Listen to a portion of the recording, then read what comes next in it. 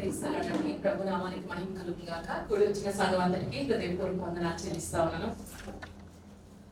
మనిషి జీవితంలో చాలా ప్రాముఖ్యమైన కొన్ని రోజులు ఉన్నాయి.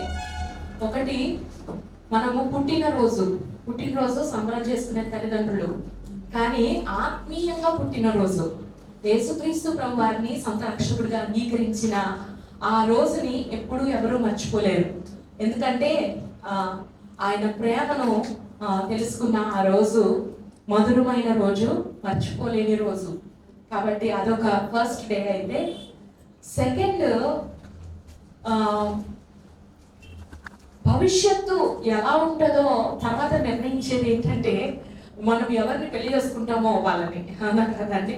ప్రభు మహాకృప వివాహ దినము అది చాలా ప్రాముఖ్యం. ఎందుకంటే ఫ్యూచర్ అంతా దాని మీద డిపెండ్ అయి ఉంటుంది. Half of the life parents దగ్గర అంటే హాఫ్ ద లైఫ్ నీ భాగస్వామితో అవుతుంది. కాబట్టి నువ్వు నెక్స్ట్ ఎలా ఉంటావు అన్నది ఆ ఫ్యూచర్ డిపెండ్ అయి ఉంటుంది. కాబట్టి నువ్వు ఎవరిని పెళ్లి చేసుకుంటావో అదొక ప్రాముఖ్యమైన రోజు, చాలా ఇంపార్టెంట్ డెసిషన్. కాబట్టి యంగ్స్టర్స్ బీ వెరీ కేర్ఫుల్ ఆ డెసిషన్ తీసుకునేటప్పుడు మాత్రం. మూడవది, ప్రభు సేవకు పిలిచిన రోజు. ఎందుకంటే నమ్మి దేవుడు ఒక జాబ్ ఇస్తారు, నమ్మి జాబ్ ఇచ్చారు. అది ఒక మహోన్నతమైన రోజు, మర్చిపోలేని రోజు. నాలుగోది, ముఖాముఖి ప్రభుని కలుసుకునే రోజు. ఆ రోజు ఇంకా ద ఎండ్ టు ఎవ్రీథింగ్, ఇంకా పరిపూర్ణమైన సంతోషము ఆ రోజు మాత్రమే. దేవునికి మహిమ కలుగును గాక. ఇన్నాళ్ళు ఎదురు చూసిన ఆయనను కన్నులారా చూసే ఆ రోజు ఎప్పుడో. అవునా? నిజంగా ప్రతి విశ్వాసికి ఆ రోజు మీద ఒక ఆశ ఉంటుంది, అవునా కదా అండి? అందుకనే వాళ్ళు ముందే సమాధులు తవ్వుకుని ఉండేవాళ్ళు ఇశ్రాయేలీయులు. వాళ్ళకి ముందే ఆశ, ఆ రోజు వస్తుంది, ఆ రోజు ప్రభుని కలుసుకుంటాం. That is a great wonderful day అన్నమాట. ప్రభు మహాకృప. ఈరోజు మా వివాహ దినము.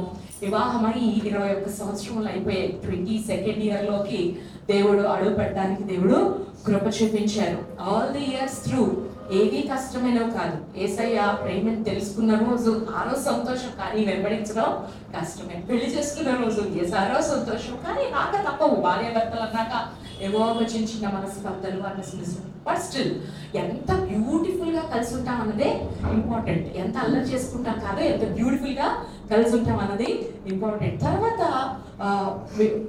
దేవుడు సేవకు పిలుచుకున్న రోజు, అది నాకు వివాహం ముందే జరిగింది.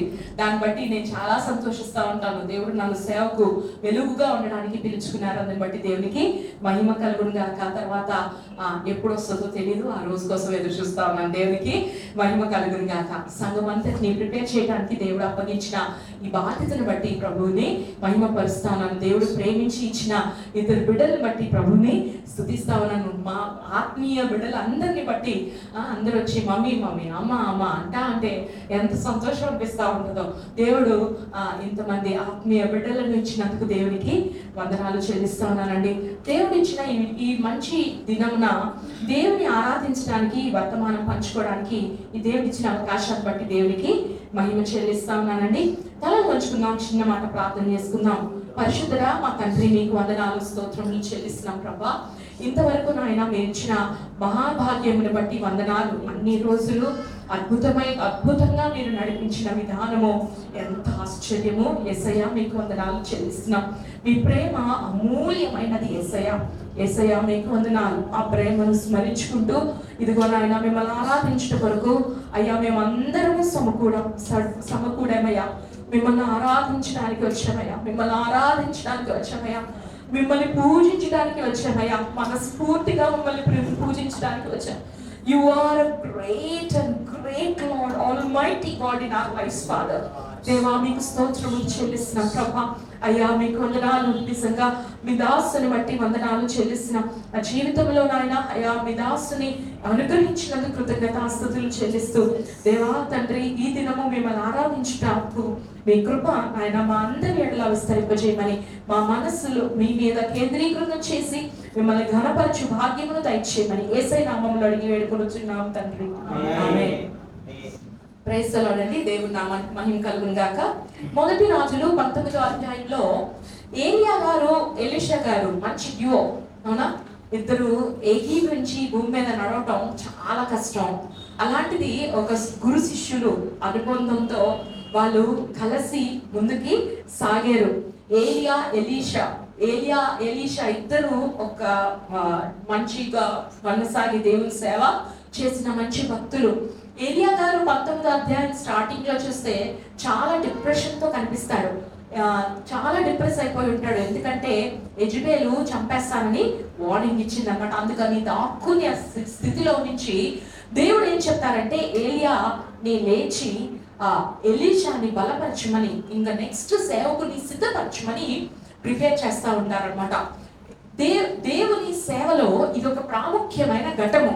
ఏంటంటే రెండవ లైనప్ని ప్రిపేర్ చేయటం చాలా ఇంపార్టెంట్ ఘట్టం అనమాట.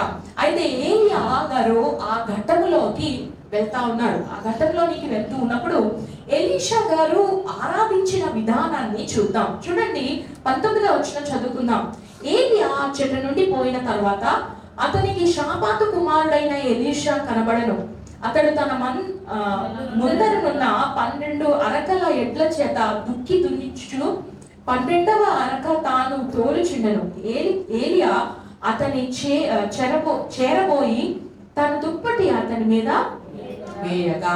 నంబర్ 1 ఫస్ట్ పాయింట్ ఏంటంటే, నిజమైన ఆరాధన ఎప్పుడు వస్తుందంటే, నిజముగా దేవుడు మనల్ని ఎన్నుకున్నారు అని తెలుసుకున్న రోజు. దేవునికి మహిమ కలుగునుగా. ఏమండి, ఎప్పుడు ఎంతో మంది దుక్కులు దున్నుతూ ఉంటారు, అవునా? ఎంతో మంది దుక్కులు దున్నుతూ అంతేనా? కరెక్టే అంటాను. దున్నుతూ ఉంటారు. ఎంతో మంది వాళ్ళ పనిపాట్లో వాళ్ళు బిజీగా ఉండుంటారు. అలా బిజీగా ఉంటున్నప్పుడు ఏలియా గారు డైరెక్ట్గా వెళ్ళి ఎలీషా గారి మీద ఆయన 12 ఎడ్లతోని అలాగా దున్నుతా ఉన్నప్పుడు 12వ అరక దగ్గర ఆయన నిలబడి దున్నిస్తా ఉన్నప్పుడు ఈయన వెళ్ళి ఆయన దుప్పటిగా ఆయన మీద వేశారంట. ఏలియా గారి దుప్పటి ఎలీషా గారి మీద వేశారంట. That is same God chose you. దేవునికి మహిమ కలుగును గాక. నిజమైన ఆరాధన ఎప్పుడు వస్తుందంటే, నిన్ను నిజంగా దేవుడు ఎన్నుకున్నారు అని తెలుసుకున్నప్పుడు నీ హృదయంలో నిజమైన ఆరాధన ప్రారంభమవుతుంది. వేల మంది ఉన్నారు, కోట్ల మంది ఉన్నారు, మనకంటే యోగ్యులు ఉన్నారు, మనకంటే జ్ఞానవంతులు ఉన్నారు, మనకంటే బుద్ధిమంతులు ఉన్నారు, మనకంటే పట్టుదల కలిగిన వారు ఉన్నారు, మనకంటే అందమైన వారు ఉన్నారు, మనకంటే చదువులు చదివిన వారు ఉన్నారు, మనకంటే యోగ్యులైన వారు అనేక మంది ఉండగా దేవుడు నిన్ను ఎన్నుకున్నారు. ఇది పర్సనల్, ఇది ఒక్కరి 1-to-1.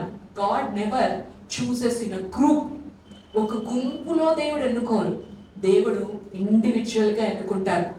ఒకసారి మన కుటుంబాలలోనికి మనం తొంగి చూసినప్పుడు దేవుడు అలా లోపల నుంచి మనల్ని ఎన్నుకున్న విధానం చూస్తే, మన బిజీలో మనం ఉన్నాము, మన హడావిడి మనది, మన లైఫ్ మనది, మన వర్క్ మనది, మన ఎయిమ్స్ మనవి, మన అంబిషన్స్ మనవి, మనం వెళ్ళిపోయే దారిలో మనం బిజీగా మన దారిలో మనం వెళ్తా ఉన్నప్పుడు దేవుడు వచ్చి ఆయన you are my chosen one, నేను నిన్ను ఎన్నుకున్నాను అని చెప్పటము దేవుడు మనకి ఇచ్చే మహా భాగ్యము. నిజంగా ఇది కనుగొని వారు ధన్యులు.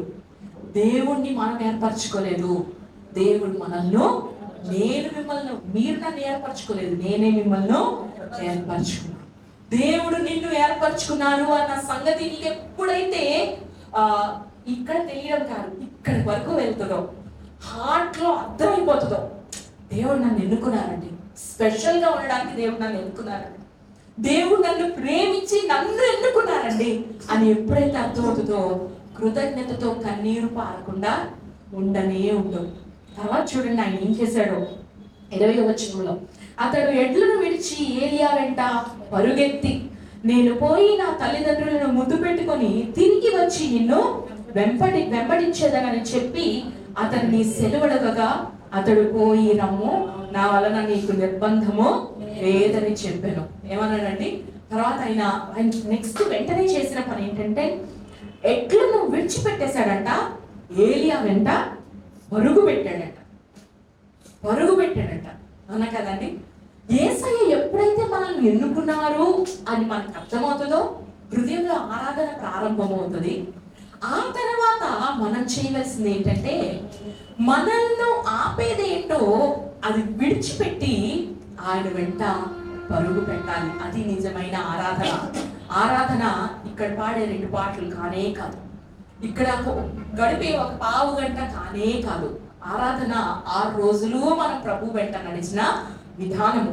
6 days మనం ప్రభుతో ఎలా నడుస్తున్నామో ఈ పావు గంట దేవుని అందుకు ఆరాధిస్తాం, అంతే తప్ప మనము నడిచిన విధానము. కాబట్టి ఆయన ఏం చేశాడంట, దేవుడు నన్ను ఎన్నుకున్నారు అని తెలియగానే ఎడ్లను విడిచిపెట్టేసి అక్కడి నుంచి పరుగు పెట్టాడంట. ఆయన వెంట పరుగు పెట్టాడంట. అవునా కదండి? మనం భక్తులందరినీ చూస్తాం. సీమోను పేతురుని దేవుడు పిలిచినప్పుడు అక్కడే ఆయన వాళ్ళను విడిచిపెట్టి ఆయనను వెంబడించను. లేవీని దేవుడు పిలిచినప్పుడు, మత్తయిని దేవుడు పిలిచినప్పుడు సమస్తము అక్కడ విడిచిపెట్టి ఆయనను వెంబడించను. దేవుడు మనము విడిచిపెట్టకుండా నేను ప్రభుని వెంబడిస్తాను అంటే మనము నిజమైన ఆరాధికులము కానే కాదు. మనం ఏదైతే చేస్తున్నామో, ఏదైతే దేవుడు ఎందులో నుంచి అయితే మనల్ని పిలుచుకున్నారో దాన్ని విడిచిపెట్టకుండా మనము దాన్ని పట్టుకొనే ఉంటాము. నేను అంటున్నది పాపమును గురించి. అవునా కదండి? మన హృదయం లోపల మనల్ని బిజీ చేస్తున్న ఈ బిజీనెస్ నుంచి, ఐ డోంట్ సే జాబ్స్ విడిచిపెట్టమని నేను చెప్పట్లేదు, కానీ మన లోపల ఏవైతే ఆక్యుపై చేస్తా ఉన్నాయో, మన జీవనోపాధి కాక ఏవైతే మనల్ని ఆక్యుపై చేస్తున్నాయో వాటిని మనం ఏం చేయాలంటే విడిచిపెట్టాలి. Everything what ever it is, అది నీకు ఎంత ప్రియమైనదైనా, నువ్వు ఎంత ప్రేమించేదైనా, నీకు ఇష్టమది అది ఎంత ఇష్టమైనా దాన్ని విడిచిపెట్టకుండా నేను ప్రభుని వెంబడిస్తాను అంటే 2 పడవల మీద ఆలేసినట్టే నట్టేటా మునిగిపోతామన్న సంగతి జ్ఞాపకం పెట్టుకోవాలి. కాబట్టి యేసయ్యను ఆరాధించే వారు ఏం చేయాలంటే విడిచిపెట్టి ఆయనను వెంబడించడం, నిజముగా క్రీస్తుని ఆరాధించడం. కాబట్టి ఈరోజు మనము విడిచిపెట్టి, మన సమస్యను విడిచిపెట్టి, మన అహంకారమును విడిచిపెట్టి, మన గర్వమును విడిచిపెట్టి, మన స్వార్థమును విడిచిపెట్టి, మనము లోపలున్న అసూయ, ద్వేషము ఇలాంటివన్నీ విడిచిపెట్టి, మన లోపల ఉన్న బ్యాడ్ నేచర్ అంతటిని విడిచిపెట్టి మన ప్రభుని వెంబడించాలి. అలాంటి తీర్మానము నిజమైన ఆరాధన. దేవునికి మహిమ కలుగును గాక. అడిగాడంట, అయ్యా మా తల్లిదండ్రులకు గుడ్ బై చెప్పేసి వస్తాను అని చెప్పి అక్కడికి వెళ్ళి తల్లిదండ్రులు జస్ట్ గుడ్ బై చెప్పలేదు. ఏలియా గారు నా వల్ల నిబంధన లేదు, నీకే నిబంధన లేదు, నువ్వు వెళ్ళిపోవచ్చు, you are free to go అంటే సరే. ఏలియా డిఫరెంట్ మ్యాన్ అండి. ఆయన గురించి చెప్పిన స్టడీ చేసుకుందాం, చాలా మంచి మనలా ఆటోడే అర్థమైందండి. అంటే కొంచెం మొహమాటస్తుడు, కొన్ని విషయాలు భయము, పిరికితనం అన్నీ ఉన్నాయి. ఒక మాట అంతా నాలో నీకు నిర్బంధము, యూ కెన్ గో, నువ్వు వెళ్ళొచ్చు అని అన్నాడు. ఎలీషా మాత్రం ఆయన ఆరాధించడం మొదలు పెట్టాడండి. ఎందుకంటే ఆయన దేవుడు ఎన్నుకున్నారని తెలిసి ఆరాధించడం మొదలు పెట్టాడండి. ఇంకా ఆయన వెనుదిరిగి చూసే పనే లేదు. తర్వాత ఏమన్నాడు? 21వ వచనం, అందుకన్నాడు అతన్ని విడిచి వెళ్ళి కాడి ఎడ్లను తీసి వధించి వాటి మాంసమును గొర్రెనొగల చేత వంట చేసి జనులకు వడ్డించను. వారు భోజనం చేసిన తర్వాత అతడు లేచి ఏలియా వెంబడి వెళ్ళి అతనికి ఉపచారం చేయుచుండెను. దేవునికి మహిమ కలుగును గాక. హి లెఫ్ట్ ఎవ్రీథింగ్. తర్వాత మళ్ళీ వెళ్ళాడు. వెళ్ళి ఆ ఎడ్లను కట్ చేసేసి వంట చేసేసి భోజనం అరేంజ్ చేసేసి ఏంటి మీటింగ్, పెద్ద థ్యాంక్స్ గివింగ్ మీటింగ్ అరేంజ్ చేసుకున్నాడు. ఎవరి? దేవుడు నన్ను చూస్ చేసుకున్నారు, దేవుడు నన్ను ఎన్నుకున్నారు, దేవుడు నన్ను ఏర్పరచుకున్నారు, నేను ఒక పెద్ద పని మీద నేను వెళ్ళబోతున్నాను, కాబట్టి కమ్ ఎంజాయ్ విత్ మీ అని చెప్పి అందరినీ పిలిచి భోజనం పెట్టేశాడంట. భోజనం పెట్టేసి గుడ్ బై చెప్పేసి ఫేర్వెల్ మీటింగ్ పెట్టేసి అక్కడి నుంచి వెంబడించడం మొదలు పెట్టేశాడంట. అక్కడ ఏం చేశాడంటే నో టర్నింగ్ బ్యాక్, వెంబడించడం మొదలు పెట్టాడు. నేను వెంబడిస్తాను, ఇంకా ఆయన మళ్ళీ వెనక్కి తిరిగి రాను అనే నిర్ణయంతో ముందుకు సాగాడు. నాగటి మీద చేయించి వెనుక తట్టు చూసేవారు పరలోక రాజ్యానికి పాత్రులు. యేసయ్యను వెంబడించాలి అని అడుగు ముందుకు వేసి మరలా ఇది రైట్ ఆ రాంగా అని ఆలోచించి వెనక్కి చూసేవారు దేవుని రాజ్యానికి పాత్రులు కానే కాదు. నిజమైన ఆరాధన ఏంటంటే following Jesus and following Jesus and following Jesus to the end. Last వరకు నేను ప్రభుని వెంబడిస్తాను, నో టర్నింగ్ బ్యాక్, వెనుదిరగను అని చెప్పడమే.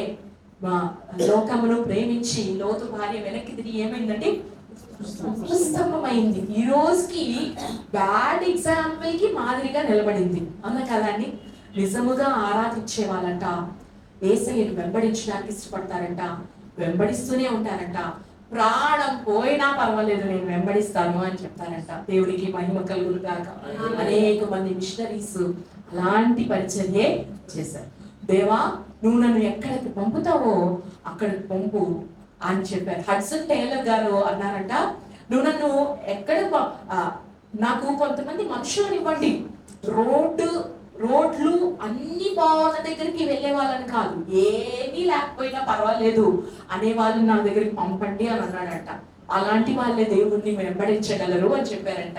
అంటే దేన్ని చూడరు, ఇంకా whether it is a good path or wrong path, మనకు కష్టం అవుతుందా నష్టం అవుతుందా ఏమవుతుందో అవన్నీ అనవసరం. I love Jesus. ఎందుకు లవింగ్ జీసస్? ఎందుకు దేవుడు ఎందుకున్నారు? ఈ మాట మర్చిపోద్దు. ఎందుకు ప్రభుని ప్రేమిస్తున్నా? దేవుడు ఎన్నుకున్నారు. మాటి మాటికి గుర్తు చేసుకోవాల్సిందే ఫస్ట్ పాయింటే, అలా కాదండి. ఫస్ట్ పాయింట్ కి రెస్పాన్స్, ఈ సెకండ్ టూ పాయింట్స్, 2 పాయింట్లు ఫస్ట్ పాయింట్ కి రెస్పాన్సే. విడిచిపెట్టడం కానివ్వండి, దాన్ని కాల్ చేసేయడం కానివ్వండి, ఇంకా వెనుదిరగకుండా నేను ప్రభుని వెంబడిస్తానన్న నిర్ణయం కానివ్వండి, ఫస్ట్ దానికి రెస్పాన్సే అన్న సంగతి జ్ఞాపకం పెట్టుకోవాలి. ఫస్ట్ పాయింట్ ఏంటి? దేవుడు నిన్ను ఎన్నుకున్నారండి. నమ్మాలి, దేవుడు నిన్ను ఎన్నుకున్నాడు. అందుకనే కష్టమైన, నష్టమైన, శ్రమైన, కరువైన, ఖడ్గమైన ఏది కూడా ఆయన ఉన్నతమైన ప్రేమ నుండి నిన్ను ఎడబాయలేవు. ఏది కూడా నిన్ను నన్ను దేవుని ప్రేమ నుండి ఎడబాపలేవు. ఆయన నిన్ను ఎన్నుకున్నారు. ఎంతమంది నమ్ముతున్నారు? I chosen by God. Praise the Lord. ఇది ఆరాధనకు ప్రారంభం. అన్నీ విడిచి యేసయ్యను వెంబడించడం ఆరాధన స్టార్ట్ చేయటం. వెంబడిస్తూనే ఉంటానయ్యా, కష్టమైన నష్టమైన వెనుదిరిగనయ్యా అని చెప్పడం ఆరాధిస్తున్న జీవితం. దేవునికి మహిమ కలుగును గాక. ఆరాధిస్తున్న జీవితము కలిగి, అవునా కదండి? అందరూ వ్రతాలు కొన్ని రోజులు, నోములు కొన్ని రోజులు వ్రతం పాటిస్తారు. కలర్ డ్రెస్సెస్ వేసుకుని అలా వ్రతం పాటించేది కొన్ని రోజులు, అవునారండి? 10 రోజులు, 21 రోజులు, 40 రోజులు ఇలా వ్రతం పాటిస్తారు. కానీ మనమంటే జీవితాంతము నాజీరు చేయబడి వ్రతము పాటిస్తున్న వాళ్ళము, యేసుని వెంబడిస్తున్నాము అని వచ్చిన మనము, నాగటి మీద చేయి వేసిన మనము, ఈ నాగటిని, ఈ రాజ్యమును కట్టడంలో, ఈ రాజ్యమును దునటంలో, ఈ రాజ్యమును ముందుకు కొనసాగించడంలో నేను కూడా నా వంతుగా చేస్తానని నాగటి మీద చేయి వేసిన మనము వెనుతిరగకుండా ముందుకి సాగిపోవలసింది. అంతే. దేవుడు అందుకు మనల్ని ఎన్నుకున్నారు. ఏంటంటే దేవుడు మనల్ని ఎన్నుకున్నారు. God chose you. ఎప్పుడు ఎన్నుకున్నారో తెలుసా అండి? మనకందరికీ తెలుసు. ఎప్పుడు? భూమికి పునాదులు వేయబడక మునుపే క్రీస్తునందు దేవుడు ప్రేమ చేత నిన్ను నన్ను, ఎఫెసీయులకు రాసిన పత్రిక 1వ అధ్యాయంలో మనకి ఆ మాటలు కనబడతాయి. అవునా కదండి? భూమికి పునాదులు వేయబడక మునిపే క్రీస్తునందు ప్రేమ చేత దేవుడు నిన్ను నన్ను ఎన్నుకున్నారు. రెండవది ఇర్మియా గారితో చెప్పిన మాట, తల్లి గర్భమందు పిండముగా నిర్మింపబడక మునిపే దేవుడు నిన్ను ఏర్పరచుకున్నాడు. God chose you when you were in your mother's. ఎవరు చూడక ముందే, ఇంకా నిన్ను చూడలేదంటే, నిన్ను లోకము చూడలేదు, అప్పుడే దేవుడు నిన్ను ఎన్నుకున్నారు. కాబట్టి అన్ని విడిచి యేసయ్యను వెంబడిద్దాం. కాబట్టి వెనుదిరిగి చూడకుండా యేసయ్యను వెంబడిద్దాం. భయం వేసింది అనుకోండి, లోకం సిచ్యువేషన్స్ కొన్నిసార్లు భయపెట్టే వస్తాయి. అప్పుడు ఏం చేయాలి? Lord I love you Jesus, ఎందుకంటే నువ్వు నన్ను ఎన్నుకున్నావు కాబట్టి. లార్డ్ థ్యాంక్ యూ జీసస్, నువ్వు నన్ను ఎన్నుకున్నావు కాబట్టి. మాటికి చెప్పండి, ఇదే మంత్రం, ఇంకా అంతకంటే మంత్రం లేదు. అంటే కదండి, దేవుడు నిన్ను ఏర్పరచుకున్నారు అంటే దీన్ని దాటించగలిగేది కూడా. కాబట్టి ఆయన మీద విశ్వాసం ఉంచుదాం. నిరీక్షణ కలిగి ఉందాం, విశ్వాసంతో ఆయన వెంబడిస్తూనే ఉందాం. అదే నిజమైన ఆరాధన. తలలు ఉంచుకుందామండి, కళ్ళు మూసుకుందాం, ప్రభుని ఆరాధన చేద్దాం. దేవుడు నిన్ను ఎన్నుకున్నారు, దేవుడు నిన్ను ఏర్పరచుకున్నారు. You are chosen, you are chosen. God chose you before laying the foundations of the earth. భూమికి పునాదులు వేయబడక మునిపే యేసయ్య నిన్ను ఎన్నుకున్నారు. దేవా నీకు వందనాలు ప్రభువా అని దేవుని స్తుతిద్దాం. ఒక్క నిమిషం అందరూ ఒక్కరి ప్రార్థన చేసుకోండి. అవును, నన్ను ఎన్నుకున్నావయ్యా, నేను విడిచిపెట్టాల్సిన ఇంకా విడిచిపెట్టకుండా వాటిని కొనసాగిస్తున్నాను, నన్ను క్షమించండి, నన్ను క్షమించండి అని దేవుడితో ఒక్క నిమిషం సమాధాన పడతారా? ఒక్క నిమిషం సమాధాన పడతాను. ఉంటాయండి హృదయాల్లో ఏవో దేవుడికి ఇష్టం లేనివి, దేవుడు వద్దు అన్నవి, అవి మనం ఇంకా వెంబడిస్తూనే అవి పట్టుకునే ఉంటుంటాం.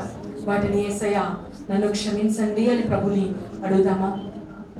అయ్యా మీకు వందనాలు ప్రభా, అయ్యా మీకు వందనాలు ప్రభా, నన్ను క్షమించండి ప్రభా, మీ రక్తంలో నన్ను కడగండి ప్రభా.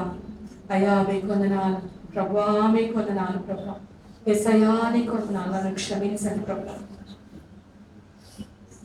యేసయ్యా మీకు వందనాలు ప్రభా. Thank you Jesus, thank you father. ఒకవేళ యేసయ్యను వెంబడించడానికి వెనక డబుల్ థాట్, డ్యూల్ థాట్ ఏమన్నా నీ మనసులో వస్తుందేమో, ఇప్పుడే యేసయ్యా నేను వెనుతిరగనయ్యా, నన్ను ఎన్నుకున్నావయ్యా, నన్ను ఎన్నుకున్నావయ్యా, నేను వెనుతిరగనయ్యా అని ప్రభుతో ఒక నిబంధన చేసుకుని లేచి నిలబడదామండి.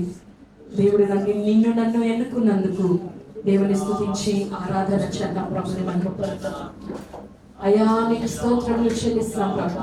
ప్రతి ఒక్కరు నోరు తెరిచి దేవుని స్తుతిస్తారా? యేసయ్యా మీకు వందనాలు ప్రభా. తండ్రి ఎంత ప్రేమ ప్రభా. అయ్యా నన్ను ఎన్నుకున్నందుకు నీకు వందనాలు, స్తోత్రములు స్తోత్రములు స్తోత్రములు చెల్లిస్తున్నాం ప్రభా.